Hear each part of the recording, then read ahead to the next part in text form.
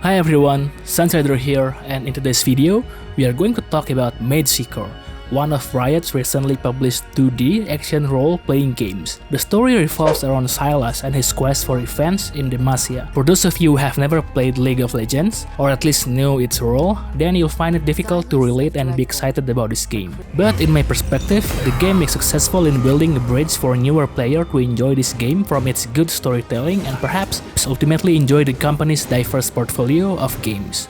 I have a total of 5 hours in this game and will try to give the game impression without spoiling the story. Ladies and gentlemen, it's Mageseeker, a League of Legends story. On starting a new game, the player will be introduced to the protagonist or antagonist's background and how he came across his current situation. I've played League of Legends and have read some of his character's backstory, and surprisingly, this one brings a new perspective on Silas and his quest for revenge. To me, it's kinda strange at first playing a Riot game that is not an AAA title or with their identical visuals. Despite being a 2D game, the game does give satisfying combat mechanics and visuals. If you've played Hyper Light Drifter, then the vibes are similar to this one. Although it's not an open world game where exploration is limited, I think Riot did a good job in visualizing how Demacia would look like in 2D. Not like this is Riot's first game in visualizing their world into a game, but creating something massive into a game with limited visual capability and still looking good, that's something. The music, the visual effect, and the script writing is done in a good way, thus making two simple conclusions out of the Mageseeker. One is to retain Riot's player through its diverse game title with a big and well laid out universe, and 2, to introduce the title to a new player, hoping for them to try out the other game and ultimately sales. Combat-wise, as I have previously played Hyper Light Drifter, the core mechanic is the same: light attack, heavy attack, and use Silas' chain to travel. Two major things that separate Mageseeker and the previous title is of course the main protagonist itself and how his skill is revolving around his chain and ability to steal magic. Veteran players who have played League of Legends must have known what that chain can do to the enemy, and as much as Riot wants to stick to the original Silas, I think newer players can enjoy and be amazed by this weapon. The game might feel a bit too slow in the beginning for some players, but I can assure you that this is the needed build-up for you to enjoy later on.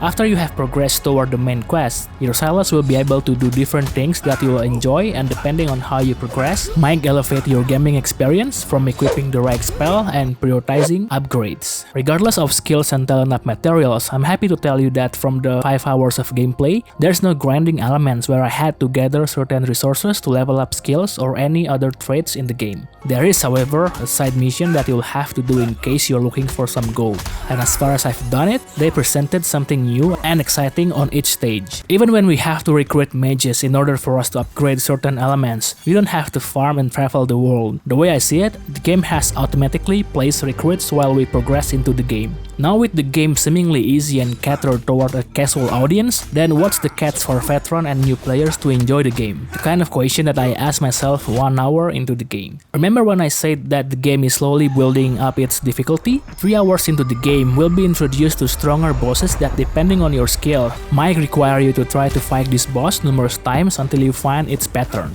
The first one that surprised me was Giant Head, where we have to swing around like Spider-Man in order for us to win the game. I died numerous times fighting this boss because I'm not accustomed to playing games that incorporate save in its control. On top of that, I guess I was kinda rushed back then and not taking the fight carefully like how it was supposed to be. Another bad thing, or a good thing depending on the type of players you are, is the boss health. If you observe carefully, my physical attack is dealing less damage and it takes a good while for me to finish this boss with my strategy. Objectively looking at things, I guess it's a good fight, because if we are able to kill the boss quickly early on into the game, then the game will feel easy and people wouldn't be as excited. The number of new enemies that you have to fight with different attack patterns will be something that adds to this game learning curve, because it will force you to think ahead and get a good grip on your eye-to-hand coordination. Some stages will bring a lot of enemies with low health, some will bring a mix of super tanky ones with a lot of low health enemies, and sometimes a mix of both. One last thing before I close today's impression video of Mageseeker is its combo. As you progress into the game, you'll meet with different outlaws that will join you. Bringing these outlaws flows into the mission will allow you to do different combos of corresponding elements. My biggest advice for new players out there is to take a look at the elements that you'll fight during a mission, because most of the time you'll face more than 2 types of elements. You could clear a side or main mission without a proper element team, but it will definitely give you the edge you needed as a new player. The combo pattern is something that interests me as well, because some are very easy to pull, while some just need you to do the perfect timing to trigger. This is something fun, honestly, and add depth to a 2D game like we never knew before. To me, Mageseeker is one fun game from Riot where players can learn about a more detailed character story or simply bring a new experience for a new player. The developer didn't reinvent the wheel to create this game. They used the one formula that has worked for decades and completed their creation with their own take. As much as I have given them the credit that they needed, especially for going above and beyond in specifically making a game for character, there are still things that they could improve. In my opinion, as one of the biggest game development companies, I think they could have gone with a better graphic, like Hades for example. Don't get me wrong, the visuals are good, too good to the point where they should have used better technology in making this game. Another concern for me is the price. I bought the game on its release date and it cost me around 270,000 rupiah. I know I'm reviewing this game based on my 5 hours of gameplay and might be too early to state this opinion, but will the game receive update content in the future, like to continue the story or DLC perhaps? If the answer is no, then to me, the current price point is too expensive compared to the other title with the same genre